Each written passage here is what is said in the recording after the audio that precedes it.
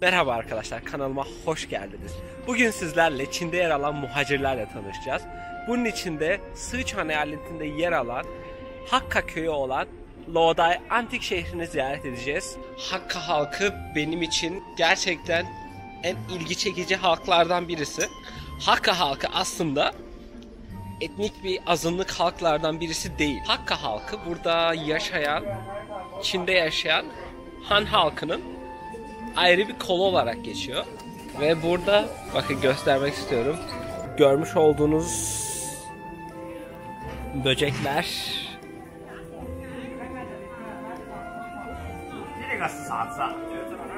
Shopping. 啊？这个吗？这个是我的香气，是不是谁香鸡？香气的。香鸡烧。Aa. Bakın burada 40 ayak görüyorsunuz. Çok büyük ve gerçekten korkunç görünüyor. Burada görmüş olduğunuz akrep. Daha önce akrep yemiştim.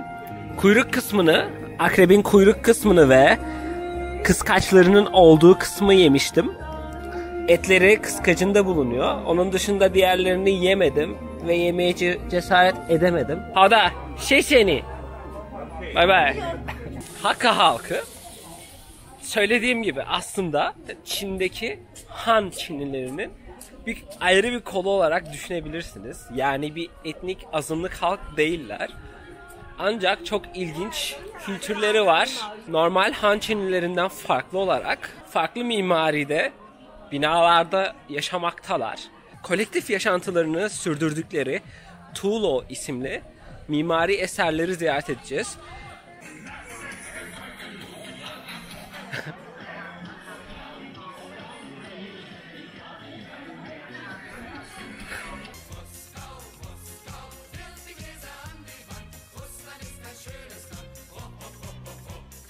O ünlü Rus şarkısına burada da denk gelmek biraz komik. Luodai antik şehrine bu yüzden geldim. Çünkü Hakka kültürünü sizlere göstermek ve sizlerle tanıştırmak istiyorum. Umarım buradaki harika mimari ve harika hayatı siz de beğenirsiniz.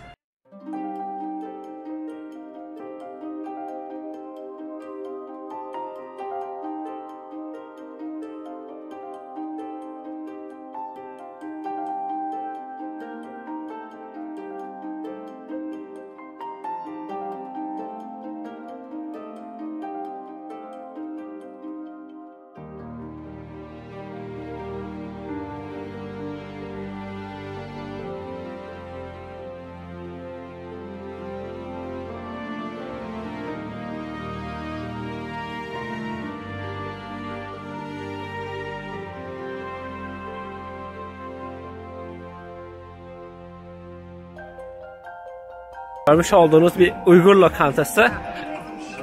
Haydi selam verelim.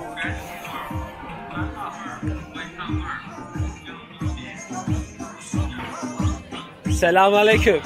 Aleykümselam. Uygursuz bu. Uygur. Uygursuz.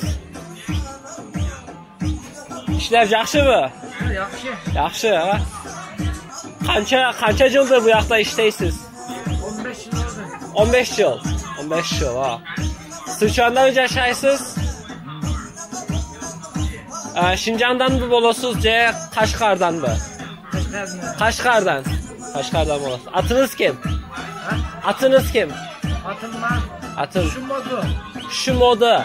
Şu modu ha. Tanışkanla kullanıştamın. Sesi. Bye bye.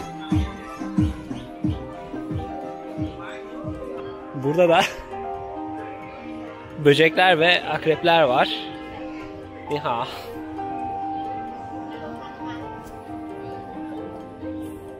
Burada yengeç var, küçük yengeçler. Tebrikler parmağı. Şu an elimde görmüş olduğunuz kocaman bir 40 ayak ve içinde insanlar bunu kızartarak yiyorlar. Daha önce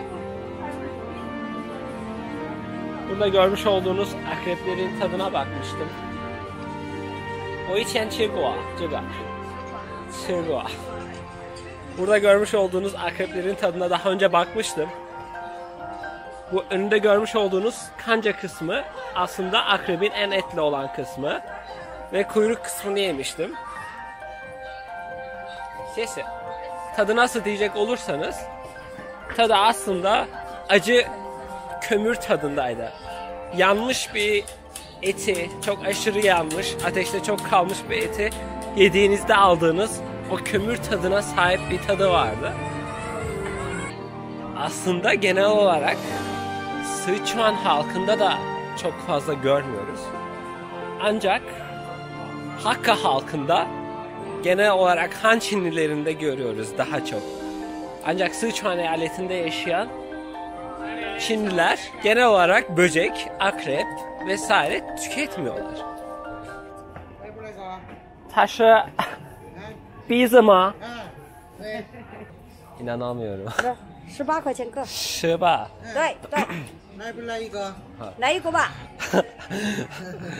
我来说这个很奇怪，也是不奇怪，不奇怪，很好吃。我来说应该是很好吃，也是我是穆斯林，他是猪肉değil mi? 对， Burada işte görmüş olduğunuz gibi domuz burnu var. Bu domuz burunları sokak lezzeti olarak satılmakta. Küçük bir atıştırmalık olarak. Ve 18 yuan. 18 kuay. Burada sucuk var. Burada yine farklı çeşitlerde etler var. Görmüş olduğunuz gibi. Burada yine gördüğünüz gibi böcekler var.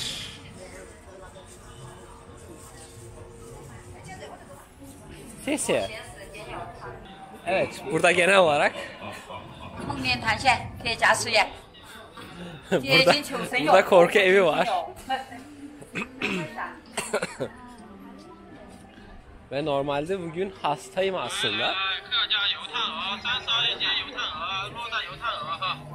Bakın burada görmüş olduklarınız ördek eti. Ve bu şekilde kurutuyorlar, bu şekilde tüketiyorlar. Yine burada çok fazla ördek eti tüketildiğini de biliyoruz. Burada ise mısır ekmeği var. Mısır ekmeği yapıyorlar. Yine Hakka halkına ait yiyeceklerden birisi. Şu anda hasta olduğum için ne yazık ki deneyemiyorum ya da yiyemiyorum.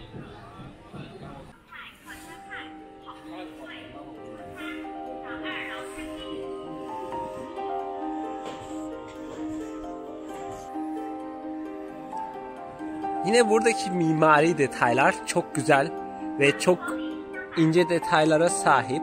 Bakın bu görmüş olduğunuz duvar kısımları genel olarak Çin'in doğusunda, güneydoğusunda yer alan mimari detaylar. Çin'in bu tarafında, Sichuan eyaletinde daha çok ahşap yapılar görmekteyiz. Ancak Çin'in batısını ele aldığımızda bu tarz taştan duvarlarla çevrili evler, binalar görmekteyiz. Yine ahşap yapılarla birlikte. Buradaki antik Çin binası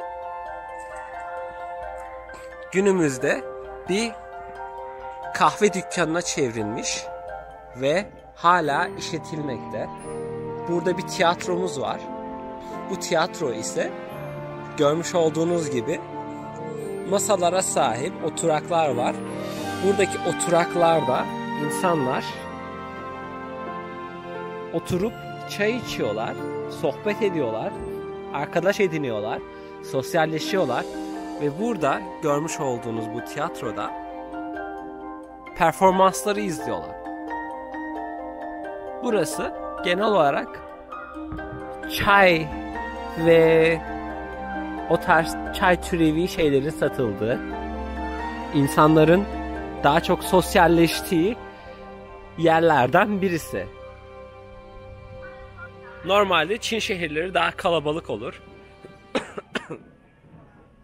Bakın arkadaşlar, hastayım, henüz iyileşemedim. Hava çok soğuk ve sizin için, size Çin kültürünü daha iyi tanıtmak için geziyorum. bu soğukta. Lütfen kanalımı takip etmeyi ve videolarımı izlemeyi, beni desteklemeyi lütfen unutmayın.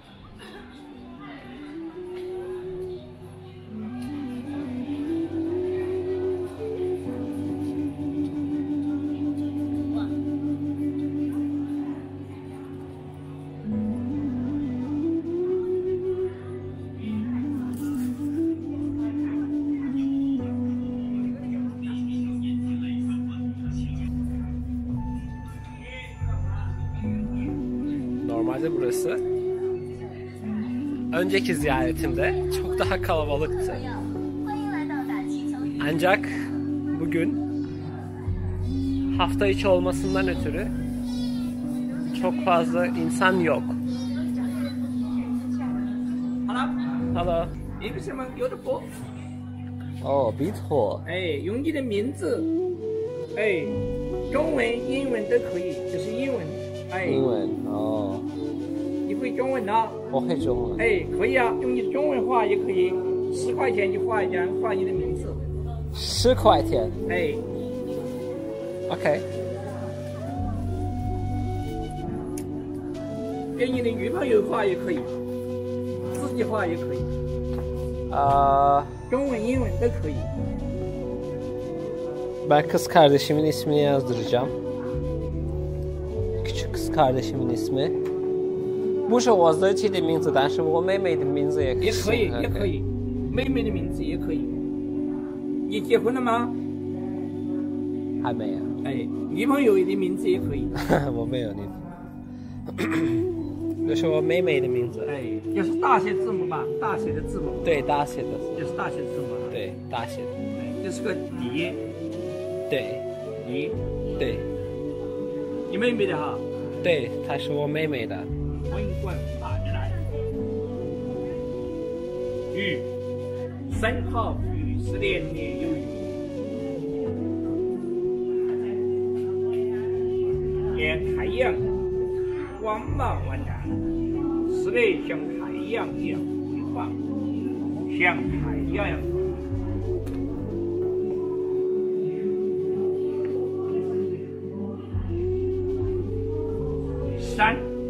山明水秀，人杰地灵；山明水秀，出为人。上mountain， 也butterfly， 也帆布，飞行。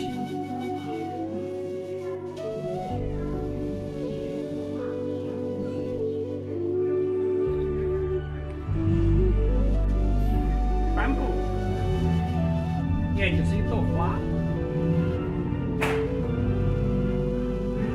，flower，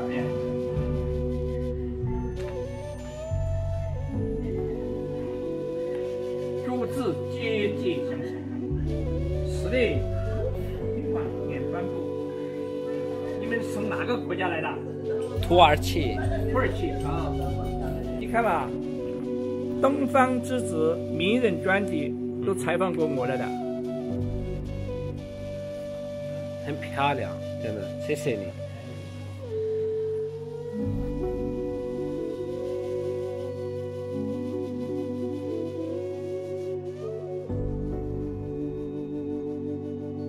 Sanata ve sanatçıya saygım olduğu için bu şekilde kız kardeşimin adını yazdırdım. Küçük kız kardeşimin, 2 tane kız kardeşim var ama büyük olan kusura bakmasın.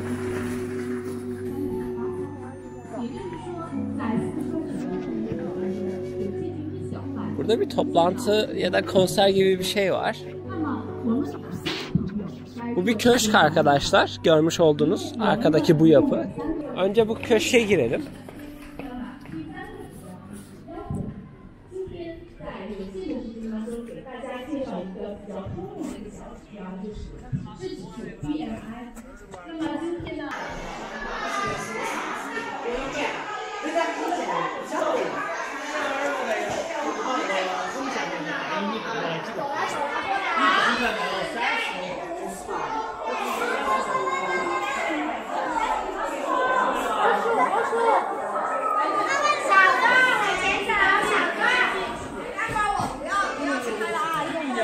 在台上。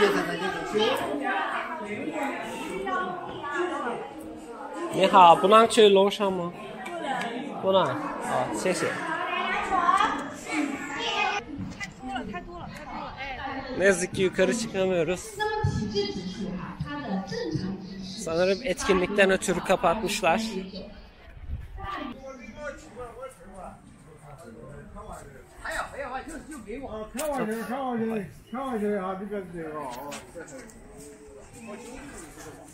Az önce video çekerken fark ettim.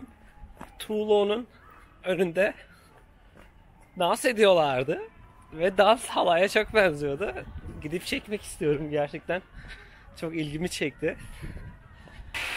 Burada görmüş olduğunuz Tuğlu. Tuğlu nedir? Tuğlu Hakka halkının, buradaki muhacir halkın aslında kültüründe yer alan mimari bir eser. Bu mimari eser neden yuvarlak şekilde? Aslında bu bir nebze kendilerini korumak için. Çünkü zaten bu halk, muhacirler binlerce yıl boyunca sürekli göç halinde olmuşlar. Savaşlardan ötürü, kıtlıktan ötürü, coğrafi problemlerden, doğal afetlerden ötürü. Ve o yüzden gittikleri her yerde bu şekilde güvenli, kendilerini koruyabilecekleri binalar inşa etmişler. Derken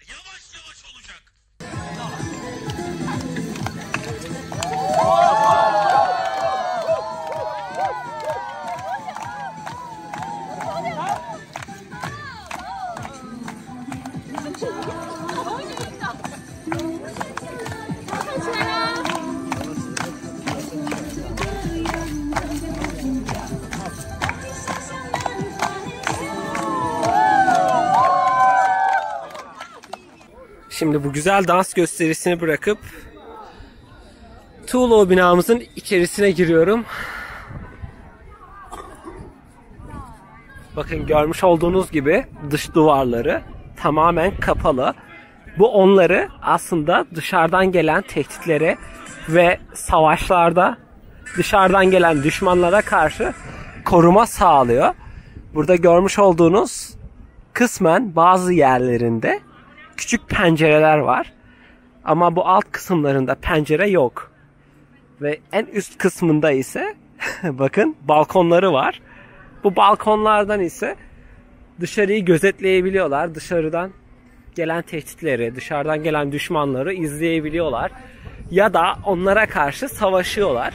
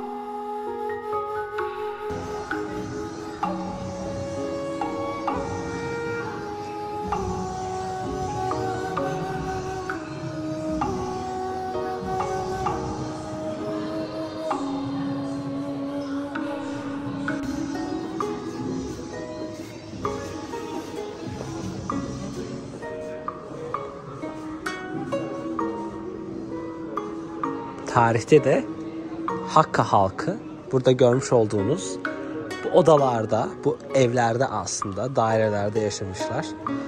Burada hayatlarını sürdürmüşler.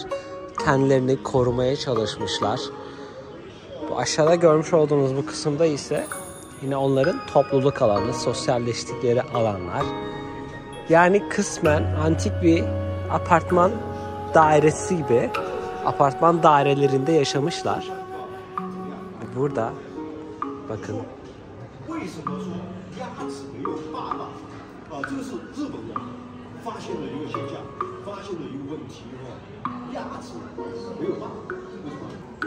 Bu gibi insanlar kıyafetler giyerek buralarda fotoğraf çekilmeye geliyorlar.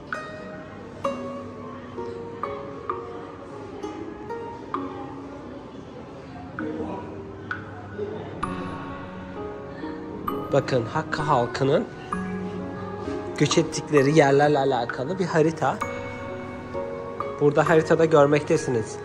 Çin'in kuzeyinden Çin'in güneyine göç etmişler. Burada görmüş olduğunuz Guangdong, Fujian genellikle bu bölgelerde yaşamaya başlamışlar. Ancak yine bu Hakka halkının bir kolu ta bu kısımdan Chengdu şehrinin tam olarak doğusuna buraya göç etmişler. Şimdi onu gösterecek. Bakın burada görmüş olduğunuz bu kol Sichuan eyaletine olan göçlerini gösteriyor.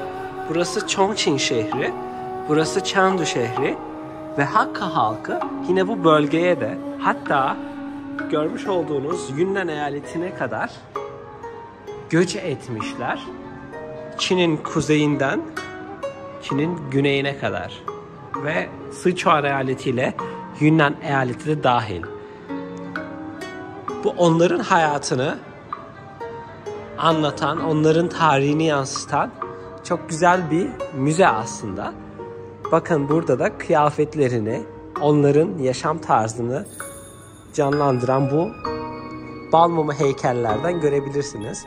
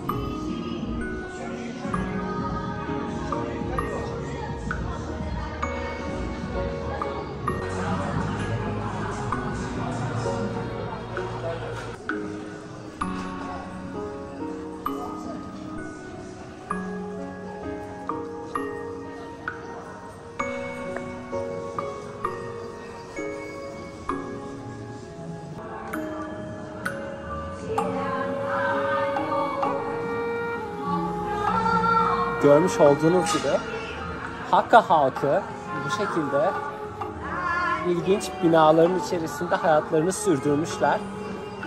Birçok nedenden ötürü, savaşlardan ötürü, kıtlıktan ötürü, doğal afetlerden ötürü Çin'in kuzeyinden Çin'in güney bölgelerine göç etmişler. Ve göç ettikleri her yerde aslında kültürlerine bir başka kültür daha eklenmiş. Şu an aşağıda bu görmüş olduğunuz çay ocağında insanlar çay içerken şarkı da söylüyorlar, sosyalleşiyorlar ve aslında burası onların topluluklarının, kolektif yaşam tarzlarının yansıtıldığı en önemli yerlerden birisi.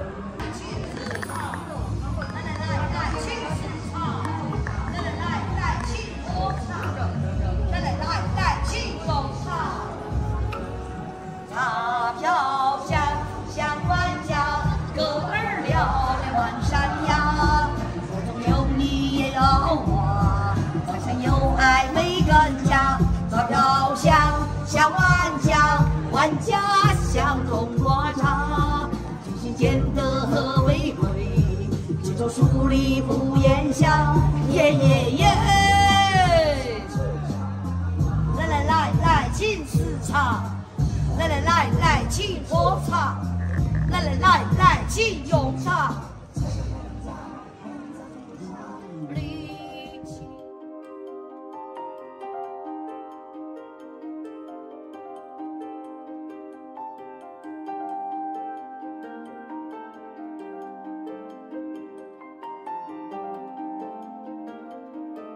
Evet dostlar, nereye geldiğimi merak ediyorsanız Çin Seddi'ne geldim. Yanlış duymadınız, Sichuan eyaletindeyim ve Çin Seddi'ne geldim. Burada yer alan Çin Seddi'ni ziyaret edeceğim. Çok ilginç bir hikayesi var aslında. Bu şekilde biletimi aldım. Sadece 15 yuan. Ve şimdi Çin Seddi'ne giriş yapacağım. Jinlong. Jinlong duvarı, Jinlong Seddi olarak geçiyor aslında. Burası arkadaşlar, gördüğünüz gibi gerçek Çin Seddi değil tabii ki. Buranın çok komik bir hikayesi de var. Ve ilgi çekici olduğunu söylemem lazım. Bu duvar tabii ki gerçek Çin Seddi değil. Görmüş olduğunuz gibi sonradan yapılmış. Tam 2001 yılında Çinliler tarafından turizm amacıyla inşa edilen Çin Seddi'nin bir kopyası. Bakın.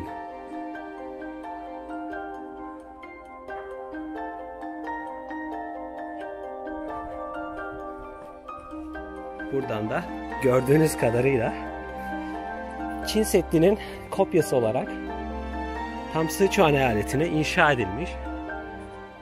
Bakın burada da bir baraj var. Bu kısım baraj. Peki buradaki Çin Seddi neden inşa edilmiş? Neden tekrardan böyle bir duvar inşa etme gereği duymuş Çinliler? Gelin birlikte görelim.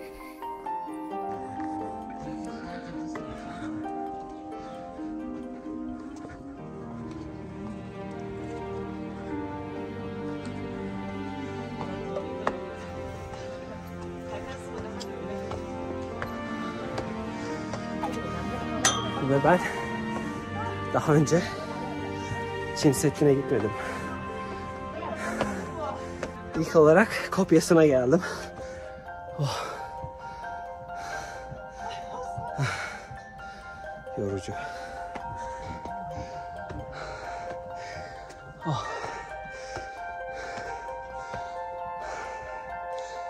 Bakın. Burası gözetleme kulesi. İlk gözetleme kulesi burası.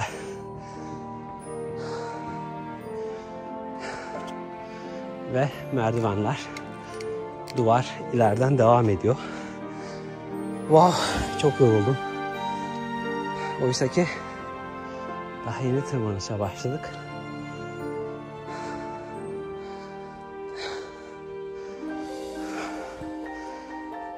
Yine burada Hakka kültürünü yansıtmak için bu duvarda Hakka kültürünü yansıtacak ögeler barındırmışlar. Ve bu duvarın ismi aslında Luodai duvarı olarak geçiyor.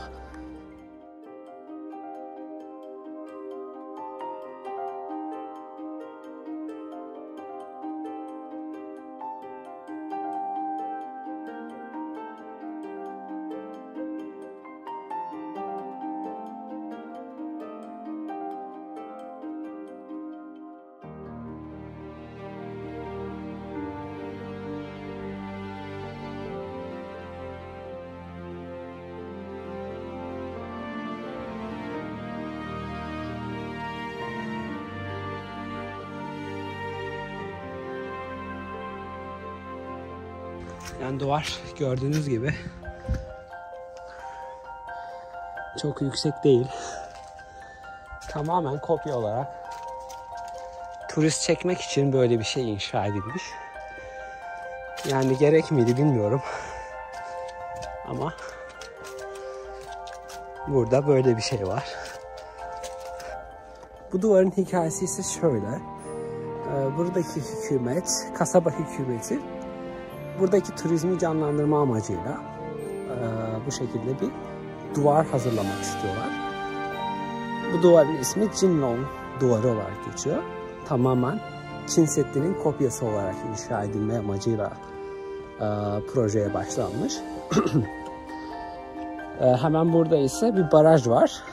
Baraj inşa edildikten sonra bu karar alınıyor. Ve buraya bazı kişiler buraya inşa edilirken kasaba hükümeti yaklaşık 2 yıl boyunca burayı inşa etmek için uğraşıyor. İnşası 80 kişi tarafından tam 2 yıl boyunca sürüyor ve tamamlanıyor. Ancak yapılan masraflardan ötürü ve bu duvarın yapıldığı yerin olduğu bu kısımdan ötürü insanların kaçak bir şekilde yapıldığı ve çok fazla israf olduğu gerekçesiyle burayı provoke ediyorlar. Yine bu kasaba direkt olarak Loğda'ya bağlanıyor. Az önce gittiğim antik şehir olan kasabaya. O kasabaya bağlanınca burayla alakalı tartışmalar sona eriyor.